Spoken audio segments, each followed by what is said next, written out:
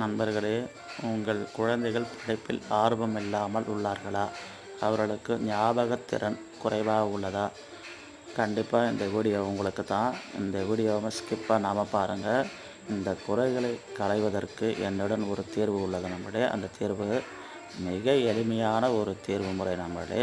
எளிய ஒரு வரி ஸ்லோகம் தான் நம்மளே. இந்த ஸ்லோகத்தை உங்கள் குழந்தைகள் தூங்குவதற்கு முன்பு அவர்கள் காதில் 16 முறை சொல்லி வந்தால் போதும். நாளடைவில் உங்கள் குழந்தைகளுக்கு படிப்பிலும் சரி, ஞாபகத்திறனும் சரி மாற்றம் கண்டிப்பாக ஏற்படும். நீங்கள் கண் கூட பார்க்கலாம்.